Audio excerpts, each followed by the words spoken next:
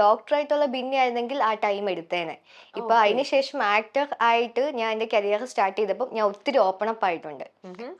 ആൾക്കാർ സോഷ്യലൈസ് ആയിട്ടുണ്ട് ഒത്തിരി ഒരുപാട്.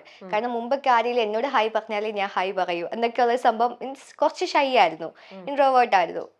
പക്ഷെ ഇപ്പം അങ്ങനെയല്ല. ഈവൻ ആഫ്റ്റർ ചൈനയിൽ പോയി പഠിക്കാൻ തുടങ്ങിയപ്പോൾ മുതൽ അങ്ങനെയല്ല. +1 +2 വരെ കുറച്ചൊക്കെ അങ്ങനെയായിരുന്നു.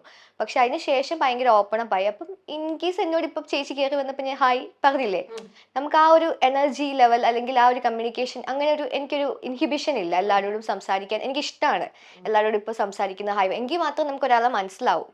നമ്മൾ അവർ പറയുന്ന മാത്രം കേട്ടാൽ നമുക്ക് മനസ്സിലാവില്ല. നമ്മൾ കുറെ അങ്ങോട്ട് എഫേർട്ട് ഇട്ട് സംസാരിച്ച്, പ്രത്യേകിച്ച് ഇതിന്റെ ഉള്ളിൽ പോകുമ്പോൾ ആൾക്കാരെ നമുക്ക് മനസ്സിലാക്കുന്ന നമ്മൾ കമ്മ്യൂണിക്കേഷൻ വെച്ചിട്ട് മാത്രം നമുക്ക് പറ്റൂ. അതിന് ഒരിക്കലും ടൈം എടുക്കില്ല. But I have that mind set. ഞാൻ ഈ ആളെ പഠിക്കണം എന്നുണ്ടെങ്കിൽ ഞാൻ സംസാരിക്കണം. പക്ഷെ ഈ ആളെ എവിടെ നിർത്തണം എന്നുള്ളത് എന്റെ ഇൻസൈഡ് മൈ മൈൻഡിൽ പ്രോസസ് ചെയ്യും. ആ ഒരു ഇൻസൈഡ് മൈൻഡിൽ പ്രോസസ് ചെയ്യുന്ന സ്ട്രാറ്റജി എന്ന് പറയുന്നത് അത് എന്താ ബിന്നി? അത് ഞാൻ പറഞ്ഞില്ലേ, അത് ഞാൻ ചെറുതിൽ മുതൽ ഇൻബിൽഡ് ചെയ്ത് കൊണ്ടുവന്ന ഒരു സംഭവം. അതെനിക്ക് പറഞ്ഞു തരാൻ എങ്ങനെയാണെന്ന് അറിയില്ല.